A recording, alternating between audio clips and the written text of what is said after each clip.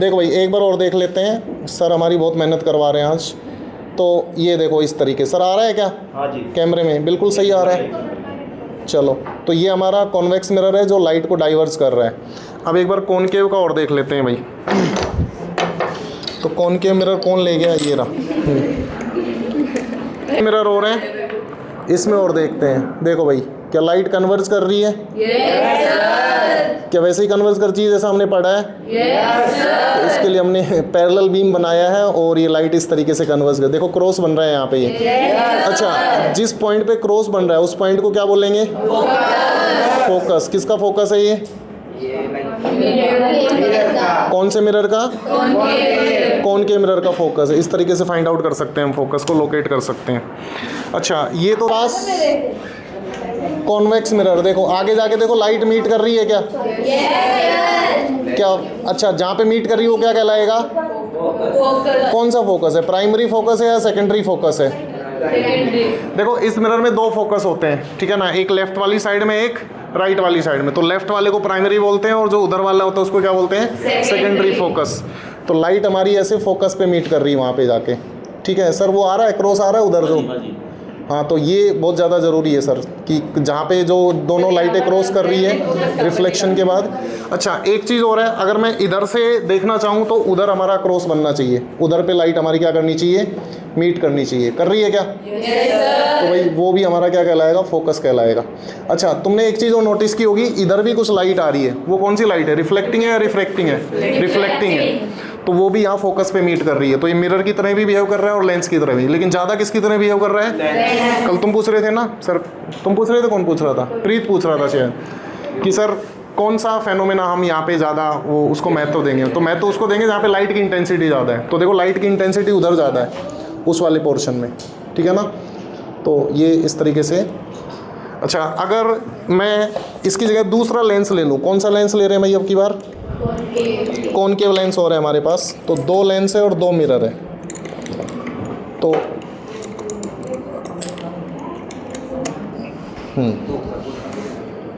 ये concave lens है। तो कॉनकेव लेंस क्या करेगा? लाइट को डाइवर्स करेगा। कॉन्वेक्स वाला कन्वर्स कर रहा था, ये वाला डाइवर्स करेगा। तो देखो भाई, डाइवर्स कर रहा है कि नहीं कर रहा है? yes, दोनों जो लाइट रहे हैं ना वो दूर दूर जा रही है, मिल नहीं रही है। यहाँ से तो दोनों बीम पैरेलल निकल रहे हैं, लेकिन इससे रिफ्लेक्ट होने के बाद दोनों दूर दूर हो जा रहे हैं, यानी इनफाइनाइट पे जाके मीट कर या मीट नहीं करेंगे, ऐसा बोल सकते हैं हम, ठीक है। तो ये हमारा डाइवर्जिंग है। तो दोनों लेंस में और दोनों मिरर में इस प्रकार का डिफरेंस हमें देखने को मिलता है। ये वाला तो ये ऐसे, ये कौन सा लेंस है भाई? कॉनकेव लेंस है। तो कॉनकेव लेंस हमारी लाइट को क्या करता है? डाइवर्स करता है इस प्रकार से। तो आई थिंक आप लोगों को ये समझ में आ रही होंगी सारी चीज़ें। अच्छा, कुछ ऑब्जेक्ट्स और इक्विपमेंट्स और है हमारे पास, जैसे ग्लास स्लैब है। ग्लास स्लैब में हमने देखा था लाइट आती है, रिफ्रैक्ट होती है और फिर से रिफ्रैक्ट होती है, यानी कि दो सरफेस होते हैं, ऊपर वाला और नीचे वाला। तो दोनों में दो दो बार रिफ्रैक्शन होता है, ठीक है ना। तो इस ग्लास स्लैब में भी हम देखेंगे लाइट किस प्रकार से रिफ्रैक्ट होती है। जैसे मैं बता देता हूँ यहाँ डायग्राम बना के एक बार, भाई बातें नहीं प्लीज़ पीछे। ये हमारा ग्लास स्लैब है, यहाँ से कोई लाइट हमारी इंसिडेंट होती है इस प्रकार से, और ये हमने क्या बनाया हुआ है? नॉर्मल। तो लाइट यहाँ रिफ्रैक्ट होगी तो किसकी तरफ बेंट होगी?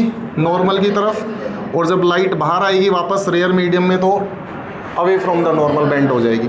तो ये वाला फेनोमेना कुछ हमें इस प्रकार से दिखना चाहिए। तो हमारे पास दो लाइट बीम है, अगर एक लाइट बीम ऐसे है तो दूसरी लाइट बीम ऐसे होगी भाई, ठीक है ना। और ये भी ऐसे आएगी और ये फिर पैरेलली ऐसे निकल जाएगी। शुरू में दोनों लाइट बीम कैसे हैं? एक दूसरे के पैरेलल। तो जब एग्जिट करेंगे तो वो भी कैसे होनी चाहिए? पैरेलल होनी चाहिए। तो एक बार इसको परफॉर्म करके देख लेते हैं ऐसा हो रहा है कि नहीं हो रहा है। एक बच्चा, हर्ष तुम आ जाओ एक बार इसको पकड़ने के लिए। लाइट ऑफ कर लेते हैं, पकड़ो भाई। ऐसे पकड़ना है, ऐसे ऐसे ऊपर से ये जगह खाली मिलनी चाहिए मेरे को। इधर आ जाओ, ऊपर आ जाओ। हाँ भाई देखो, लाइट इंसिडेंट करा देते हैं एक बार। कहाँ है बटन? ये रहा। देखो भाई, क्या लाइट ऐसी इवेंट हो रही जैसे बताया था? Yes sir. भाई इसको बिल्कुल सीधा पकड़ो तुम, हॉरिजॉन्टल, ऐसे ऐसे ऐसे। दो लाइट बीम है, देखो बेंट हो रही है क्या? Yes sir. अच्छा, क्या लाइट का यहाँ पे लेटरल डिस्प्लेसमेंट भी हो रहा है क्या? यानी कि लाइट जो आई ना यहाँ, इसको सीधा जाना था तो बीच में ये क्या आ गया, क्या नाम है, ग्लास स्लैब आ गई, तो उसकी वजह से लाइट हल्का सा क्या होगी, बेंट होगी, उसका लेटरल डिस्प्लेसमेंट हो गया। तो ये एक एक्टिविटी है जो लैब में हम करते हैं लेटरल डिस्प्लेसमेंट निकालने के लिए।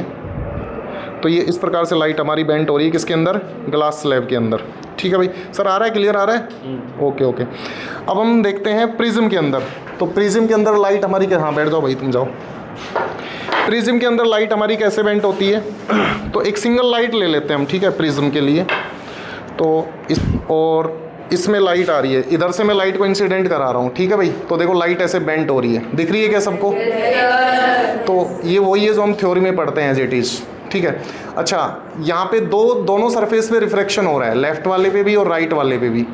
अब देखो अगर मैं एंगल ऑफ इंसिडेंस को अगर मैं कम कर देता हूँ तो देखो उधर से एंगल जो इमरजेंस है वो बढ़ता जा रहा है हमारा, ठीक है ना। तो ये इधर मैंने ऐसे ले लिया और अब इसके बाद क्या हो रहा है सेकंड वाले सरफेस पे? TIR हो रहा है, टोटल इंटरनल रिफ्लेक्शन हो रहा है। सारी की सारी लाइट है वो प्रिज्म के अंदर ट्रैप हो गई है। अगर मैं इस एंगल को अब बढ़ा रहा हूँ, कम कर रहा हूँ, इंसिडेंस एंगल को देखो, इसका नॉर्मल इस तरफ होगा, नॉर्मल इस तरफ होगा, तो मैं नॉर्मल की तरफ ले जाऊंगा तो एंगल क्या होगा हमारा, कम होगा, और नॉर्मल से दूर जाऊंगा तो एंगल हमारा क्या होगा, बढ़ेगा। तो ये इस तरीके से हो रहा है। अच्छा, एक अलमीरा में मिरर से बोल दूँ, ये एक मिरर है भाई हमारे पास, ठीक है, और ये हमने यहाँ पे सपोज नॉर्मल ले लिया और लाइट ऐसे इंसिडेंट हो रही है तो लाइट ऐसे रिफ्लेक्ट हो जाएगी। अगर मैं अगर मैं इंसिडेंट लाइट को रोटेट करता हूँ, अगर मैं इसको इधर रोटेट कर रहा हूँ तो रिफ्लेक्टेड लाइट किधर रोटेट होगी? इसको अगर मैंने क्लॉकवाइज रोटेट किया है तो रिफ्लेक्टेड रे हमारी किधर रोटेट होगी? एंटी। अच्छा, कितनी डिग्री से रोटेट होगी? थीटा, यानी कि जितनी डिग्री से मैंने इंसिडेंट रे को रोटेट कराया है उतनी ही मैग्नीट्यूड से वो वाली रोटेट होगी। तो एक बार इस एक्टिविटी को करके देख लेते हैं। तो इधर से देखो ये हमारी इंसिडेंट रे है, ठीक है ना, और वो हमारी कौन सी रे है?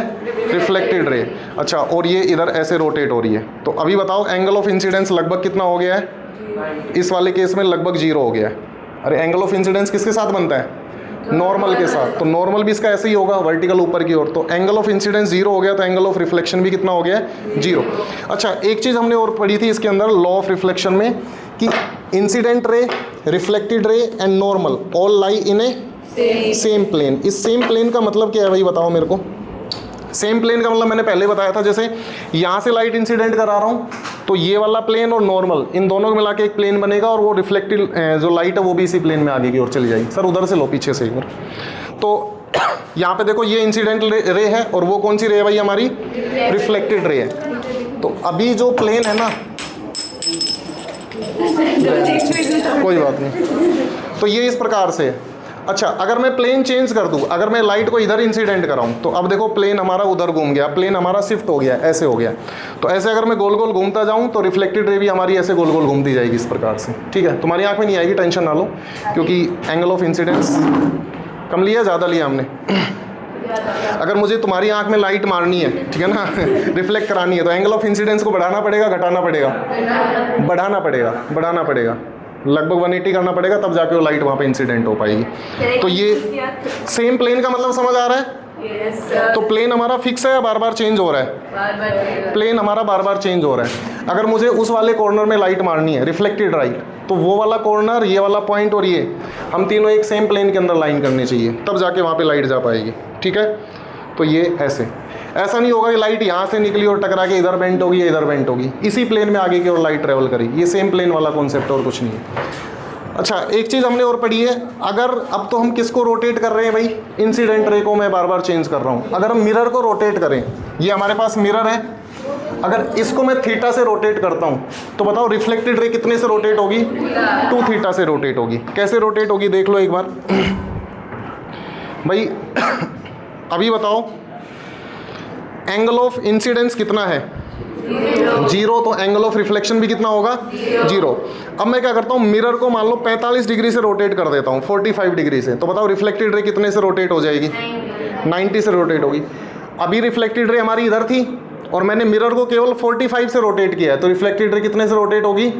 90 से। अगर मिरर को मैं पूरा 180 से रोटेट कर दूँ तो रिफ्लेक्टेड रे कितने से रोटेट हो जाएगी? 180 नहीं, सॉरी, मैंने मिरर को कितने से रोटेट किया है? 180 नहीं, 90 से। मिरर को 90 से रोटेट किया तो रिफ्लेक्टेड रे हमारी कितने से रोटेट हो जाएगी? 180 से। तो ये 45 वाला कॉन्सेप्ट शायद आपको समझ में आ रहा होगा। तो मिरर को ऐसे रोटेट कर रहा हूँ तो ये इधर रोटेट हो जा रही है। तो ये 90 डिग्री पे वो प्रिज्म वाला जो पड़ा था ना, सेम उस तरीके से बिहेव कर रहा है, ठीक है। जो कौन सा प्रिज्म था वो? Isosceles right angle triangular prism, तो उसके अंदर भी ऐसे हम लाइट को रोटेट करा। लेकिन इसमें खास बात क्या है, इसमें डिफरेंस क्या है, इसमें देखो लाइट की इंटेंसिटी सेम है कि या चेंज हो रही है? आपको क्या लग रहा है, लाइट की इंटेंसिटी कौन सी लाइट में ज़्यादा है, इंसिडेंट में या रिफ्लेक्टेड में? इंसिडेंट में लाइट की इंटेंसिटी ज़्यादा है और रिफ्लेक्टेड में लाइट की इंटेंसिटी क्या है, कम है, क्योंकि कुछ लाइट को मिरर ने अपने अंदर क्या कर लिया है, एब्जॉर्ब कर लिया है। तो ये इसके पीछे। और यहाँ पे जैसा सर ने बताया था टिंडल इफेक्ट भी हमें देखने को मिलता है। ये आप लाइट का बीम क्लियरली देख पा रहे हैं। क्यों देख पा रहे हैं? क्योंकि हमने यहाँ स्मोक भरा हुआ है, ठीक है, इस कमरे के अंदर धुआं भरा हुआ है। उस धुएं की वजह से लाइट के जो पार्टिकल्स हैं, स्मोक के जो पार्टिकल्स हैं लाइट को स्कैटर्ड कर रहे हैं, और तब हमें क्लियरली बीम अपने को नज़र आ रहा है। अगर इसी लाइट बीम को मैं बिना स्मोक के देखता तो शायद हमें क्लियरली नज़र नहीं आता, ठीक है। तो ये कुछ एक्टिविटीज़ थी, कुछ छोटी छोटी चीज़ें थी जो हमने थ्योरी में पढ़ी है और हमने यहाँ एक्टिविटीज़ में देखी। आई होप आप लोगों को समझ में आई होगी। चलिए आज के लिए इतना ही था, धन्यवाद। बाकी कल